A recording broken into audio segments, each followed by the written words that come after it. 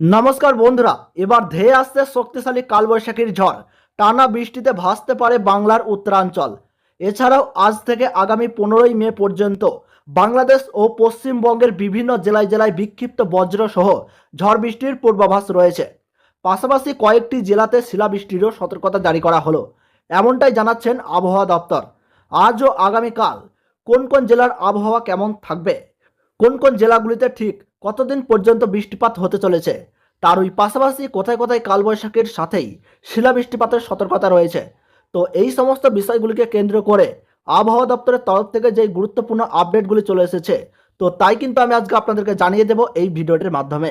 তো বিস্তারিতভাবে জানতে হলে অবশ্যই ভিডিওটি মনোযোগ সহকারে শেষ পর্যন্ত দেখবেন এবং আপনার জেলার আবহাওয়ার খবর সবার প্রথমেই পেতে হলে অবশ্যই আমাদের এই ইউটিউব চ্যানেলটিকে সাবস্ক্রাইব করে পাশে থাকা বেল বাটনটি প্রেস করে রাখবেন। তাহলে চলুন ভিডিওটিকে শুরু করা যাক। আবহাওয়ার পূর্বাভাসে বলা হয়েছে, আজ থেকে দেশের বিভিন্ন জায়গায় জায়গায় ঝড় বৃষ্টির প্রবণতা বেড়ে আসবে। তার সাথেই সমগ্র বাংলা জুড়ে কালবৈশাখীর পূর্বাভাসও দেওয়া হয়েছে। তাপপ্রবাহের হাত থেকে মিলবে মুক্তি এবং কমে আসবে তাপমাত্রার পারদ।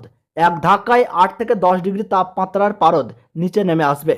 মঙ্গল, বুধ ও বৃহস্পতিবারে দক্ষিণবঙ্গে 2 চব্বিশ পরগনা, 2 মেদিনীপুর, ঝাড়গ্রাম, পুরুলিয়া, বাঁকুড়া, নদিয়া, মুর্শিদাবাদ, হাওড়া ও হুগলিতে বজ্রবিদ্যুৎ সহ ভারী বৃষ্টিপাত হতে পারে। এর পাশাপাশি 2 চব্বিশ পরগনা, 2 মেদিনীপুর, ঝাড়গ্রাম ও নদিয়াতে রয়েছে কালবৈশাখী ঝড় ও বৃষ্টিপাতের পূর্বাভাস। বাংলাদেশের আবহাওয়া রিপোর্টে বলা হয়েছে, বাংলাদেশের চট্টগ্রাম, নোয়াখালী, পাবনা, খুলনা, রাজশাহী, বিবাড়িয়া, কিশোরগঞ্জ, সুনামগঞ্জ, নেত্রকোনা, সিলেট, বরিশাল, ব্রাহ্মণবাড়িয়া, কক্সবাজার ও টেকনাফে আকস্মিকভাবে ঝড় ও বৃষ্টিপাত শুরু হবে আগামী কয়েক ঘন্টার মধ্যেই।